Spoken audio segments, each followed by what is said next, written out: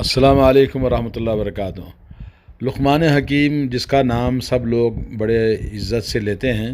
قرآن کریم میں اللہ تعالیٰ نے ایک سورہ نازل فرمایا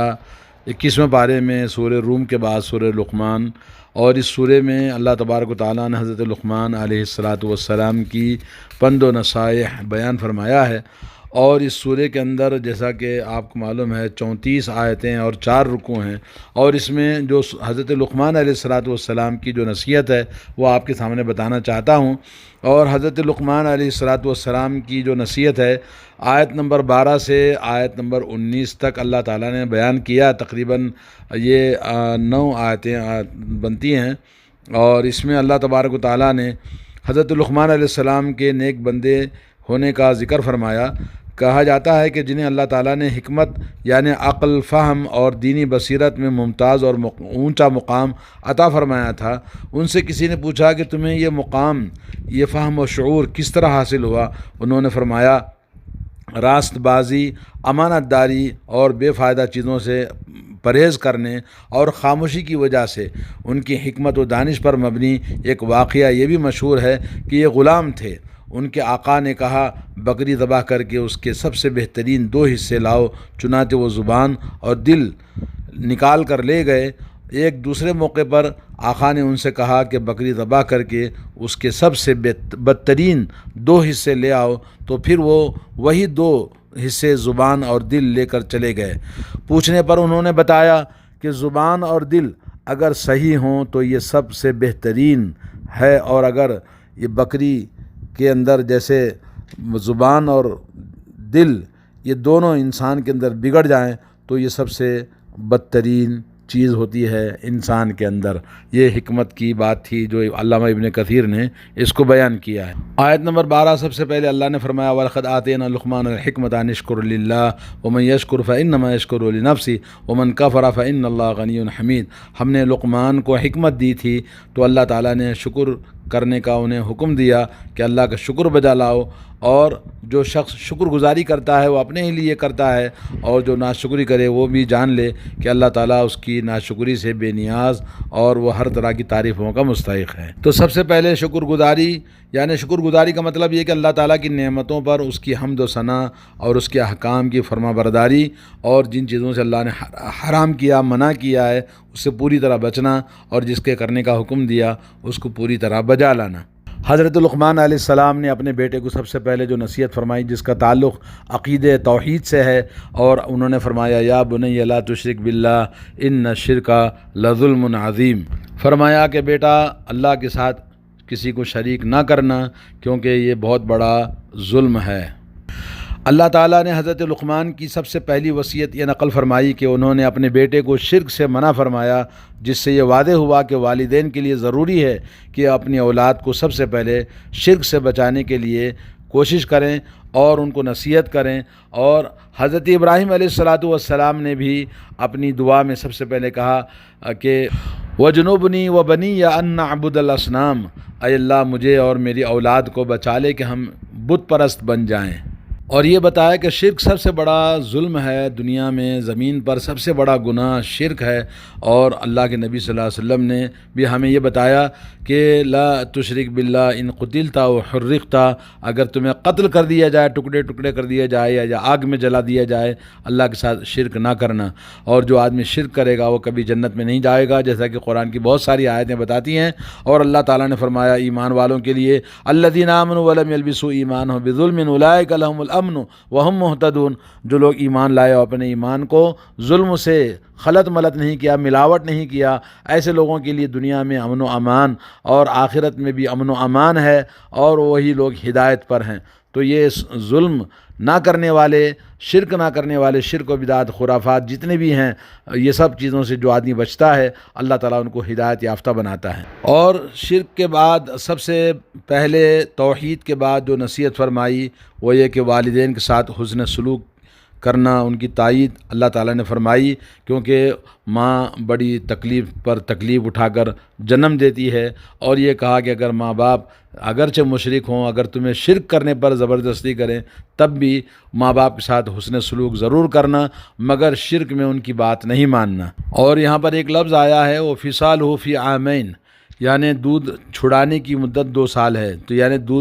بچے کو دودھ پلانے کی مدت بھی اللہ نے بتائی کہ 2 سال تک ماں دودھ پلا سکتی ہے۔ اور یہاں اللہ تبارک و تعالیٰ نے یہ فرمایا کہ اگر وہ زبردستی کریں شرک والے کام اللہ کی نافرمانی کرنے پر، تو ایسی صورت میں ان کی بات نہ ماننا، کیونکہ اللہ نے فرمایا کہ میری طرف رجوع کرنے والے یعنی اہل ایمان کی پیروی کرو، اس لیے کہ بالآخر تم سب کو میری بارگاہ میں واپس لوٹنا ہے، اور میری طرف سے ہر ایک کو اس کے اچھے برے عمل کی جزا ملنی ہے۔ اگر تم میرے راستے کی پیروی کرو گے اور مجھے یاد رکھتے ہوئے زندگی گزارو گے، تو امید ہے کہ قیامت والے دن روز محشر میری عدالت میں سرخ رو ہوں گے، بصورت دیگر میرے عذاب میں گرفتار ہوں گے۔ اس طرح سے حضرت لقمان علیہ السلام کی وصیتوں کا سلسلہ اور بھی جاری ہے، اور جو اللہ تبارک و تعالیٰ نے آخر میں اسی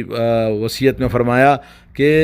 حساب اللہ تبارک و تعالیٰ سب کا لیتا ہے، اور اللہ نے ثم الی مرجعکم فانبئکم بما کنتم تعملون، تم دنیا میں کیا کرتے تھے، تمہارے اعمال کا حساب اللہ تعالیٰ لے گا، اور اسی حساب سے ہر ایک کا بدلہ دے گا۔ تو آدمی کو اللہ تعالیٰ سے ڈرنا چاہیے۔ اور یہ واضح کر دیا کہ اللہ کی توحید و عبادت کے بعد والدین کی خدمت اور اطاعت ضروری ہے۔ اور تیسرا ہے کہ شرک اتنا بڑا گناہ ہے کہ اگر اس کے حکم والدین بھی کریں تو ان کی بات نہیں مانی جائے۔ عقیدہ توحید کے بعد والدین کی خدمت اعمال صالحہ میں سب سے اول چیز ہے، کیونکہ نبی علیہ الصلوۃ والسلام نے فرمایا اذا مات ابن آدم انقطع عنہ عملہ، انسان مرتا ہے تو اس کے عمل کا سلسلہ دنیا سے ٹوٹ جاتا ہے، مگر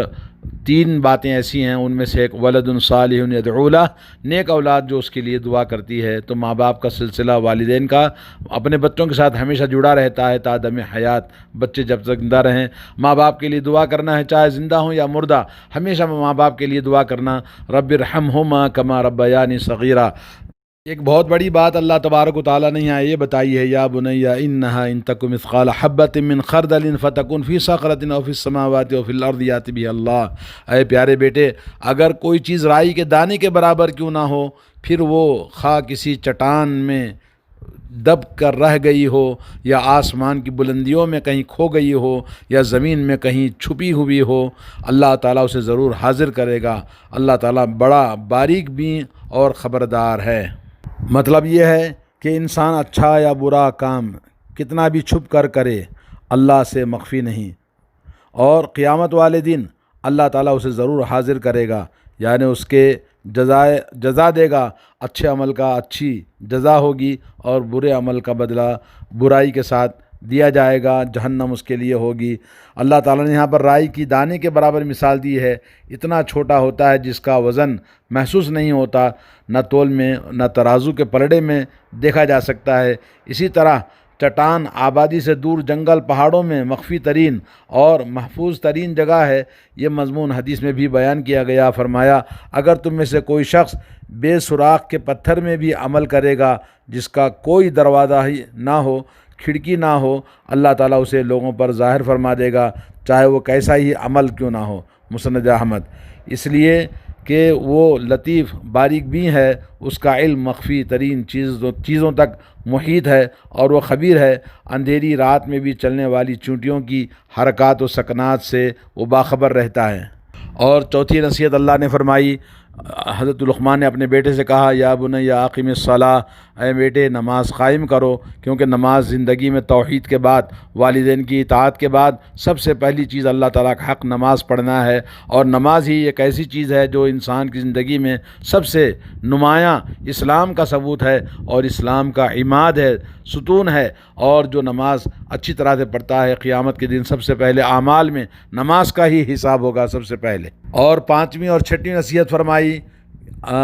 کہ وَأْمُرْ بِالْمَعْرُوفِ وَانْهَ عَنِ الْمُنْكَرِ، بھلائی کا حکم کرو اور برائیوں سے روکو۔ ہر انسان کا یہ فریضہ ہے کہ آدمی اپنی تمام زندگی ہمیشہ بھلائی کا خود عمل کرے، اور بھلائی کا لوگوں کو حکم دے، اور برائی سے خود بچے، اور دوسروں کو بھی برائی سے بچنے کی دعوت دیتا ہے۔ بھلائی کا حکم کرنا اور برائیوں سے روکنا تمام انبیاء کی دعوت کا بھی یہی لب لباب تھا، امر بالمعروف نہی عن المنکر، اور اسی امر بالمعروف نہی عن المنکر کی وجہ سے انسانی تمام اخلاق، عبادات اور دنیا کی تمام چیزیں باقی رہتی ہیں، اور اصول خمسہ جو ضرورت خمسہ ہے وہ بھی اسی پر باقی رہتے ہیں۔ اور ساتویں نصیحت فرمائی کہ وَاصْبِرْ عَلَىٰ مَا أَصَابَكَ إِنَّ ذَلِكَ مِنْ عَزْمِ الْأُمُورِ، اور اے میرے بیٹے تم دعوت کے میدان میں نماز پڑھنا، امر بالمعروف نہی عن المنکر، ان تینوں کاموں کے لیے صبر کرنا، یعنی یقین مانو یہ بڑے تاکیدی کاموں میں سے ہے، بڑے اونچے کاموں میں سے ہے صبر کرنا۔ یہاں پر اللہ تبارک و تعالیٰ نے صبر کی تلقین ان لوگوں کے لیے جو دعوت کا کام کرتے ہیں، اور یہ تینوں کام نماز، امر بالمعروف نہی عن المنکر اہم ترین عبادات اور امور خیر کی بنیاد ہیں۔ اس کے بعد کی جو نصیحتیں ہیں وہ لوگوں کے ساتھ اخلاق، تعلقات کہ کیسے ہمیں رہنا چاہیے۔ فرمایا سب سے پہلے وَلَا تُصَعِّرْ خَدَّكَ لِلنَّاسِ، لوگوں کے سامنے اپنے گال نہ پھلا، یعنی تکبر نہ کر، لوگوں کو حقیر نہ سمجھے۔ جب وہ تجھے ہم کلام ہوں تو ان سے منہ پھیر لے، یا گفتگو کے وقت اپنا منہ پھیر رکھے، یعنی ایک غرور، گھمنڈ، تکبر سے آدمی گردن گھما لیتا ہے، گردن اونچی کر لیتا ہے، بولے ایسا تکبر نہ کر۔ اور نویں نصیحت فرمائی کہ وَلَا تَمْشِ فِي الْأَرْضِ مَرَحًا، زمین پر اترا کر نہ چل، یعنی ایسی چال یا رویہ جس سے مال و دولت کا یا جاہ و منصب یا یاقوت و طاقت یعنی اپنے رعب، دبدبہ، فخر و غرور کا اظہار ہوتا ہے، ایسے اللہ تعالیٰ کو پسند نہیں ہے۔ اس لیے انسان ایک بندہ عاجز و حقیر ہے، اللہ تعالیٰ کو یہی پسند ہے کہ وہ اپنی حیثیت کے مطابق عاجزی اللہ کے سامنے ظاہر کرے، اور اس سے تجاوز نہ کرے، اور اپنی بڑائی کا صرف اللہ کو حق ہے بڑائی کرنے کا، اور صرف اللہ ہی کے لیے زیب دیتا ہے جو تمام انسانوں کا وہ شہنشاہ ہے اور مالک کل ہے اور تمام خوبیوں کا منبع ہے۔ اسی لیے حدیث میں فرمایا گیا وہ شخص جنت میں نہیں جائے گا جس کے دل میں ایک رائی کے دانے کے برابر بھی غرور، تکبر پایا جائے، مسند احمد۔ اور اسی طرح سے جو تکبر کے طور پر اپنے کپڑے کھینچے گھسیٹے ہوئے چلے گا، اللہ اس کی طرف قیامت والے دن نہیں دیکھے گا جی۔ اور اسی طرح تاہم تکبر کا اظہار کیے بغیر اللہ کے انعامات کا ذکر یا اچھا لباس اور خوراک وغیرہ کا استعمال جائز ہے۔ مطلب یہ ہے کہ آدمی کو چاہیے کہ اپنے کسی بھی طرح سے اپنے بڑائی کا، گھمنڈ کا، غرور کا، تکبر کا اظہار نہ کرے لوگوں کے ساتھ میں۔ اور 10ویں نصیحت فرمائی وَاقْصِدْ فِي مَشِيِّكَ وَاغْضُضْ مِنْ صَوْتِكَ إِنَّ أَنْكَرَ الْأَصْوَاتِ لَصَوْتُ الْحَمِيرِ، اپنی رفتار میں میانہ روی اختیار کر،